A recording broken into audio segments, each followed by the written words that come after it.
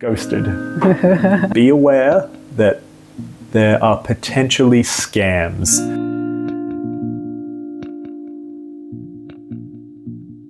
Hello, we're Mixed Coordinates.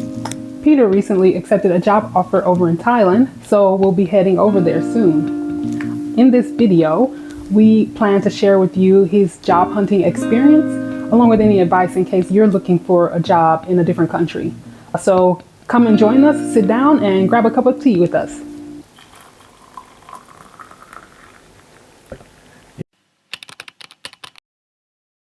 So, why Thailand? We've decided to go to Thailand because it seems like a country with bright future. Peter did apply for jobs in a lot of different countries, but most of the jobs tend to have been in Thailand. We adore Thailand. We both just love Thailand, the Thai people, and everything else related to Thailand. A comparatively lower cost of living compared to Australia as well. Most of the interviews that he had happened to be in Thailand, so it seemed like the place with the most job opportunities. Cheers. How did the process begin in terms of finding a job overseas? For context, my profession is a secondary school teacher. My main subject is music. First thing I did is the first thing that most people do when they want to find out about something new. What do they do first?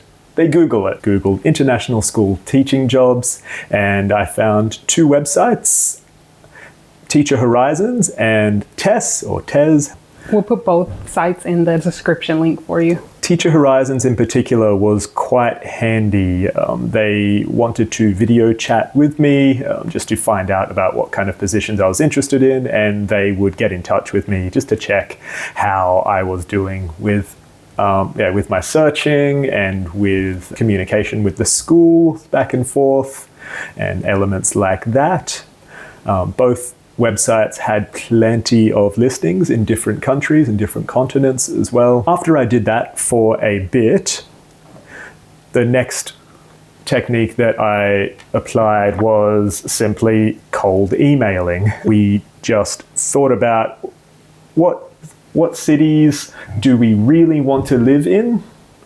And then we searched all of the international schools in that particular city. And then I got my CV/resume ready and a cover letter, and I sent it out to all of the international schools that I could find in that particular city. So Peter requires a non-immigrant B visa in order to legally work in Thailand.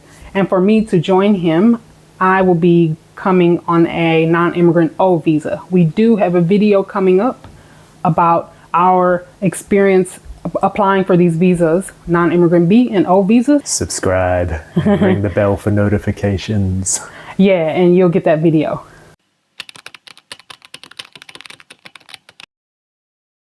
Tell us about any cultural or job application differences that you experienced during this process. Okay, there were some. So for the record, teaching in an international school doesn't necessarily require the first language of the country that you're going to. English is such a universal language that all teaching and admin elements and communication to and from the school takes place in English. So elements of the applications that surprised me, there were a few. I was applying to international schools in Dubai, in the UAE, and one thing I found quite a few times in the application was that they required me to enter my father's name in the application. It was just part of the application, references to outdated technology in those application forms online. So quite clearly, many schools have had their application forms set up for quite a while. In 2025, I can't even count how many schools asked me to enter my Skype ID. Schools in 2025 are asking for a Skype ID. Yes, it can be common when applying for a job anywhere in the world to attach your CV and cover letter, but then still have to manually enter a bunch of information. Like, yes, that can still happen, but some of these schools were doing it in a way that was very outdated. There were quite a few where you would apply and then they'll say, thank you for your interest. Please fill out this Microsoft Word document and send it back to us. And it was everything, every single thing that would be in one's resume or cover letter anyway.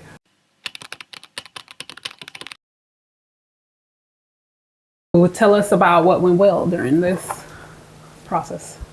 Okay, so I interviewed with quite a few schools, and I would say that all the interviews went well. I would say I was able to build up some rapport with each of the interviews, and I would say that I left almost each interview smiling and thinking, that went well. I reached out to quite a few schools just by emailing, as I mentioned before, and that was a reasonably successful process. I got a few interviews out of it. One school was asking me about my job history, and as I was describing it to him, he thought that I was job hopping. He was, he was just asking, why were you at this school for only this amount of time, and why were you at that school for only that amount of time?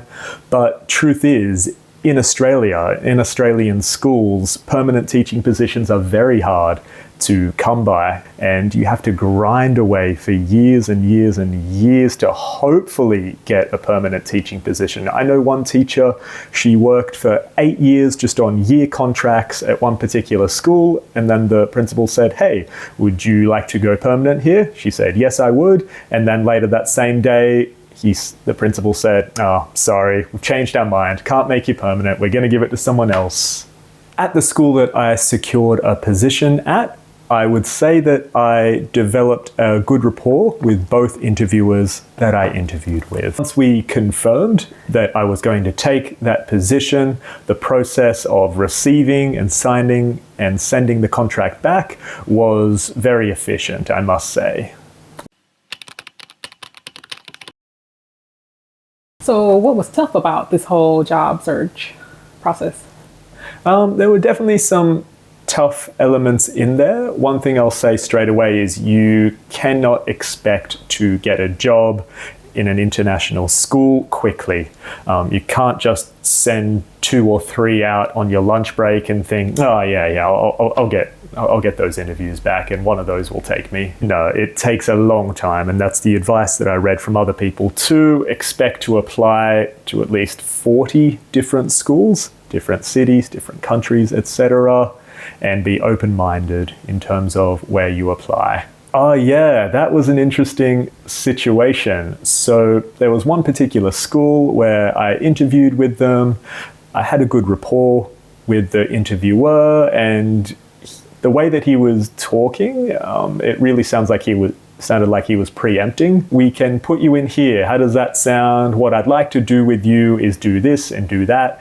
Sounding very positive. However, he still had to speak to the director of the school.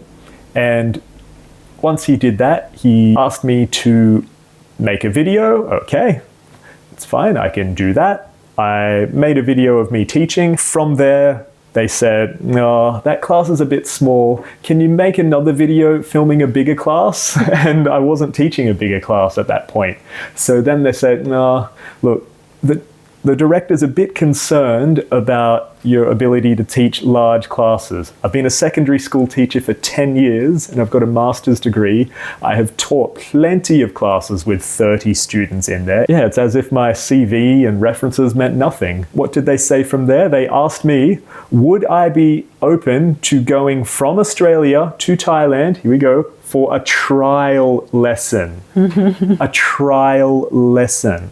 And the whole time they would never tell me what my potential salary would be. They didn't tell me anything about whether or not they would assist with flights, whether they would assist with accommodation. And I put those questions in an email. I guess my mindset at the time was, look, that's very messy. It's not ideal, but I will ask some questions in return and just try and find out everything before I say yes or no.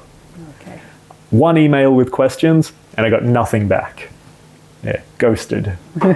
Be aware that there are potentially scams, okay? And there have been stories of scammers, and not only scammers, human traffickers.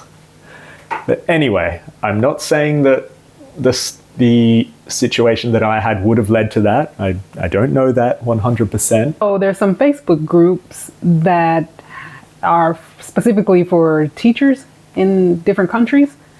And one of the Facebook groups advertised a job posting, and I saw it. So I passed it along to Peter. And then you want to tell them what happened? Yep. So essentially, it was very minimal details. It just said, English teacher wanted for school in Cambodia. Contact this email address. They gave the city as well, but that was it.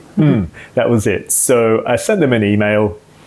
And she gave a bit of details about the schools and stuff, but she didn't give the name of the school. And I don't think they put the salary. I'm not sure. I can't remember. But they gave the city.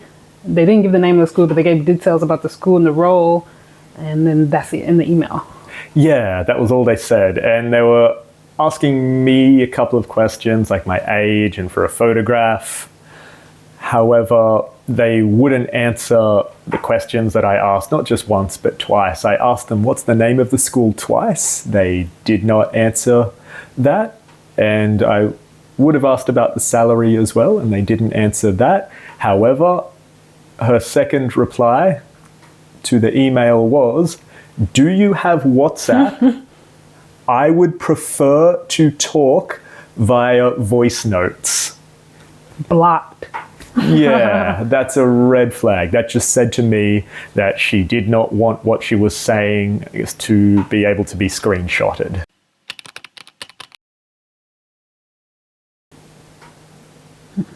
What advice do we have for others?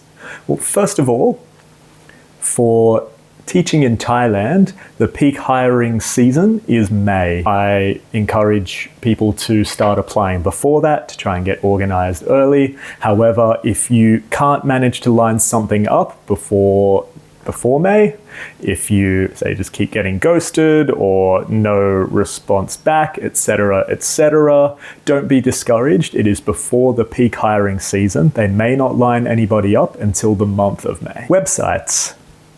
The best websites that I found were Teacher Horizons, and that was the website that I secured a job through. And I would say it was the best partly for, well, A, securing a position, which I did, and B, for communication as well. They will reach out to you by email to see how you are doing. If you have any questions, concerns, if you haven't heard back from a school, you can tell them, and they will then reach out to the school. One particular city that would be quite desirable is, for many people, is Dubai in the UAE, but please do keep in mind that it is a tough market to break into Dubai. The positions are highly competitive, and therefore their expectations for experience, etc., can be very, very high. So my advice would be to be open-minded and persistent if you are looking to work in Dubai. Or Abu Dhabi. Have a few places in mind, like I would say at least 3 places in mind for places that you wouldn't mind teaching in or living in, and then apply to all of those places. Thailand was our number 1, so we are happy to be in Thailand, but we did apply for maybe 4 or 5 different countries. Yeah, that's right. And we always sort of had on our radar, Thailand would be nice. However, we would also be open to going to this country, this country, this country, and this country. Yeah. And I feel like that is the best way to get the ball rolling. If you just wait for one city, you may be waiting forever.